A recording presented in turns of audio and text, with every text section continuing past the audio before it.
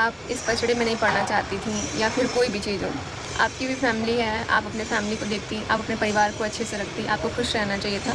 मेरे लाइफ में प्रॉब्लम यहाँ से स्टार्ट हुआ था कि मुझे और कोई नहीं चाहिए था, बस मेरे को मैं यही चाहती थी कि मेरा पति खुश रहे। और जब इंसान सामने वाला अगर पति खुश रहता है ना, तो एक औरत के लिए उससे बड़ी चीज़ नहीं होती है। लेकिन वो बंदी मुझे बार बार कॉल की थी, बात की थी, तब मेरी बात हुई थी। बात जितनी बार भी हुई 2-3 बार, तो उसमें भी हमने मना किया कि भाई ठीक है, रहने देते हैं, मुझे बात नहीं करनी है। और मेरे पति से बात करके वो ऐसी चीज़ें बोलना, रिकॉर्डिंग लगाना, हर चीज़ का रिकॉर्डिंग। ऐसा नहीं है कि रिकॉर्डिंग सिर्फ आपके पास है, रिकॉर्डिंग हमारे पास भी है। बहुत सारी चीज़ें हमारे पास है, लेकिन हम नहीं अभी लाना चाह रहे हैं और ना ही इस टॉपिक पे बात करना चाह रहे हैं। लेकिन ये सामने वाली हैं, वो अभी भी मेरे सासू माँ को, मेरी ननद को, मतलब हमारी पूरी फैमिली को घसीट रही हैं।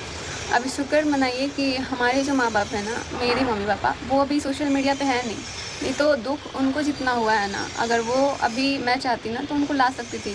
उनको जितना गुस्सा है, उनको जितना दर्द है इन सारी चीज़ों से, लेकिन मैं नहीं लाना चाहती हूँ। मैं नहीं चाहती हूँ कि वो लोग भी इस पचड़े में आए। वो लोग ऑलरेडी मेंटली बहुत परेशान हैं, क्योंकि आप सभी को पता है जब एक बेटी का घर बर्बाद होता है ना, या फिर एक बेटी जब परेशान होती है तो माँ बाप कितना परेशान होते हैं।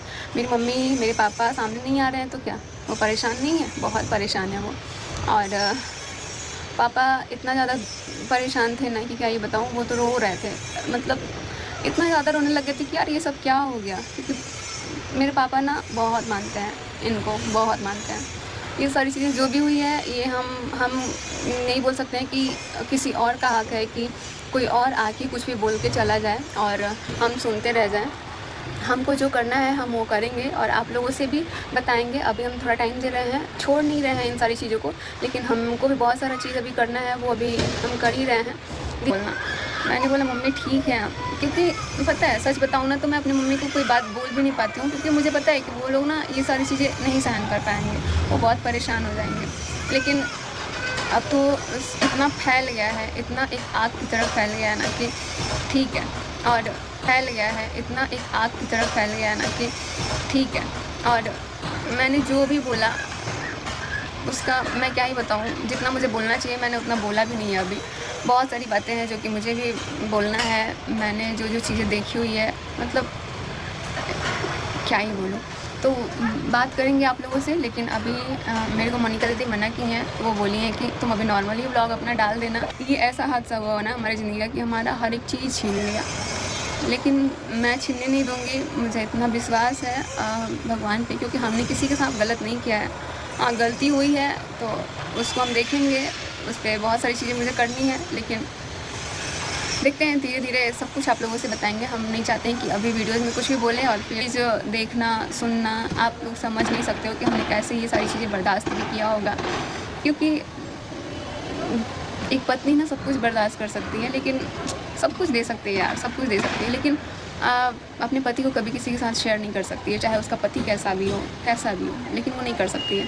तो जो लोग वीडियोज़ बना रहे हैं ना, उनको ये चीज़ें थोड़ी सी समझने की ज़रूरत है। और बाकी जो मुझे करना है, मेरा पूरा हक़ है, मुझे जो भी करना है मैं कर सकती हूँ। और कोई तो कैमरे में आके ऐसे डरा रहा है, धमका रहा है, तो मैं डरने वाली नहीं हूँ, क्योंकि मुझे पता है कि मैं किसी भी तरह से गलत नहीं हूँ। और इस टॉपिक पे अभी थोड़ा स्टॉप करते हैं इस टॉपिक को, और बाद में बात करेंगे। अभी थोड़ा वेट कर लेते हैं 1-2 दिन, जैसे जैसे चीज़ें होंगी वैसे हम आप लोगों से शेयर करेंगे।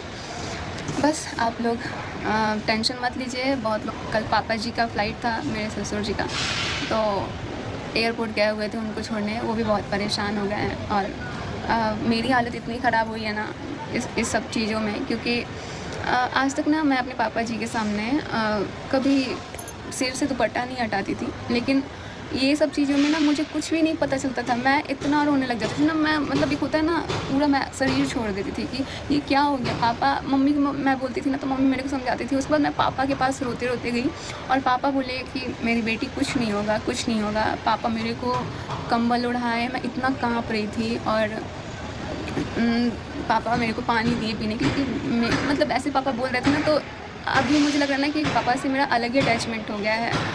आज तक ना कभी मैं पापा से कोई भी चीज़ शेयर नहीं करती थी। जो भी बातें होती थी ना, मैं मम्मी से ही शेयर करती थी, सासू माँ से। पहले मैं अपनी मम्मी से 1-2 चीज़ें मैं बताई कि मम्मी मुझे ऐसा लग रहा है, मुझे ऐसा लग रहा है। लेकिन मम्मी बोलती थी कि नहीं मनीषा, तुम अपने दिमाग में नेगेटिव चीज़ें मत लाओ। फिर मैंने छोड़ दिया मम्मी से बताना। उसके बाद जब ये चीज़ें थोड़ी सी ना मुझे ज़्यादा लगने लगी, तो मैंने अपनी सासू माँ से बताया। और अब जाके ये जो चीज़ें हो रही है ना, मैं अपने पापा जी से बताई। मुझे लगता था कि यार पापा जी तो समझ सकते हैं। पापा जो हैं वो मेरे को एक बेटी की तरह प्यार दिए।